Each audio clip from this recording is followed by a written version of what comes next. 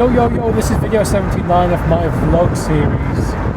Let me close these windows a little bit because it is noisy. The temperature has jumped up to nearly 20 degrees today and my aircon doesn't work.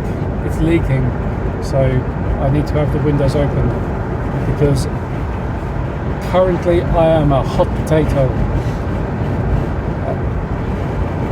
So yesterday's video was one where I was somewhat confused.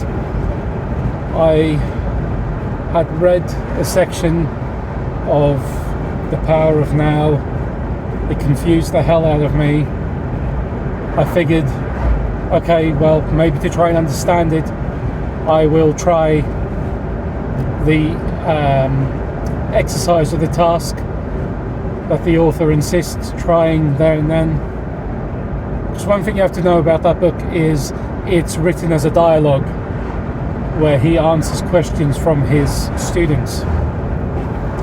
So I figured I'd give it a go, see if I could understand it myself, and it just didn't make sense initially.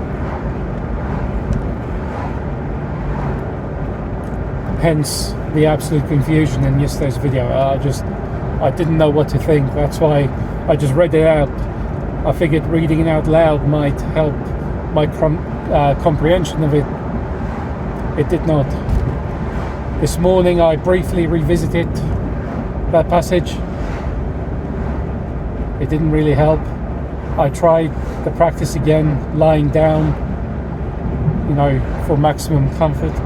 So, because normally, if I'm sitting cross-legged, for instance, on the sofa, which is kind of comfortable, but it hurts because my left knee is, for lack of a better word, crooked. I broke it a few years ago, so it doesn't bode too well when I sit there with it bent acutely for too long. So I was lying flat on my back on the floor, had a pillow under my head.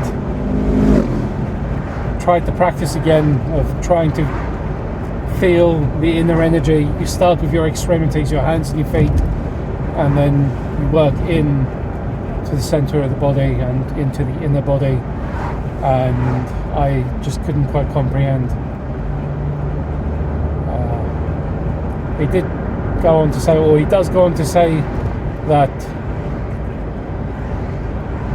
it's fine if you don't get it, or I might be confusing it with another book.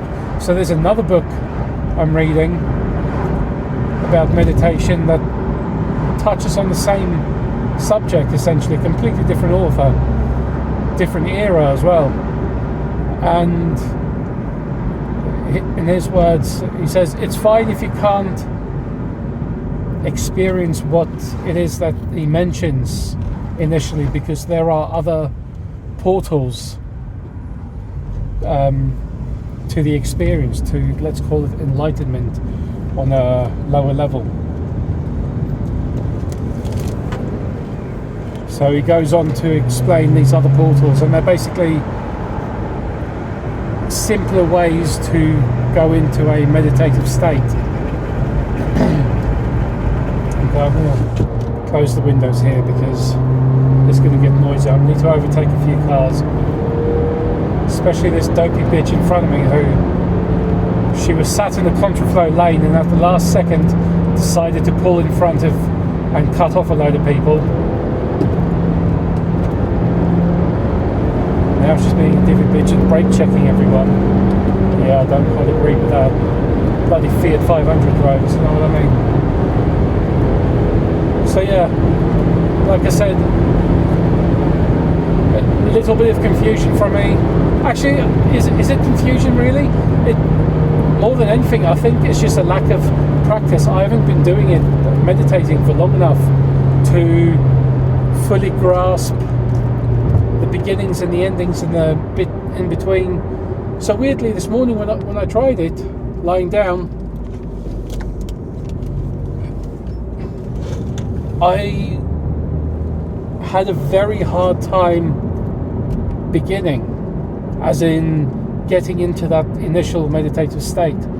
and even controlling my breathing, just it didn't feel natural for a while. And then eventually I found my breathing speeding up, and I was having to catch myself and slow it back down, and I just couldn't get my mind calm to the point of being in a what's even vaguely, remotely a meditative state. The odd thing about it at the end was I sat back on the sofa, I looked at the time, and around 15, 16, maybe 17 minutes at most had passed. It wasn't that very long. It felt like a lot longer, but only around 15, just over 15 minutes had passed. And then I thought, okay, I want to reflect on what I've just experienced. And immediately I realized that I couldn't remember anything from what I've just experienced in the last 15 minutes. The only thing I remember was that point of struggling to breathe, or struggling to control my breathing, struggling to slow it down enough and keep on top of it. Weird.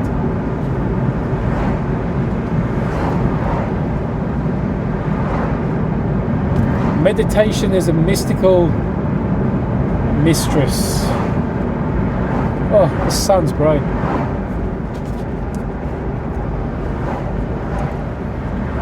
Yeah, so... Oh, and one thing that is worth saying, which I found really odd as well, the first time trying Eckhart Tolle's insistence of where you feel or find the inner energy, starting with your extremities and moving in, like I couldn't feel it, I couldn't do it. But after, that was not even 10 minutes, just short of 10 minutes when I was doing it last night. After those few minutes, strangely my heart rate hadn't gone up, my breathing was a lot more controlled, but I was sweating. Like my forehead, my face was clammy. And I thought maybe, perhaps the heating had kicked in, because our sofa is right next to a radiator. I felt the radiator, it's stone cold, so it wasn't the heating. Something strange there. There wasn't a temperature difference or a temperature change in the room or in the house. It wasn't like someone had suddenly closed a window or a door just as I sat down or whatever. I was the last one awake. All the doors and windows were closed already. I'd been sat there in the same spot, reading for quite some time, and just for those few minutes whilst trying to meditate, I just started sweating, and that again, that's the first. Normally it's quite the opposite. Obviously, with your breathing dropping, your heart rate dropping, slowing right down, the experience you actually get is the opposite of perspiration. You don't experience sweats as such. Righto, well, I am nearly where I need to be. I'm not going home yet. I'm making a quick stop at a friend's place to go have a look at a car with an oil leak. So we'll try and work out what's going on there. And then I'll be going home after that. I do also need to pull up ahead and get a drink because my mouth is dry. This heat is not doing me any favours. So yeah, I'm going to end it there. This has been video 79. Thank you for tuning in. Be sure to subscribe. Leave a comment down below if you think any of what I've said is absolute bullshit. I appreciate it regardless. And I will see you tomorrow.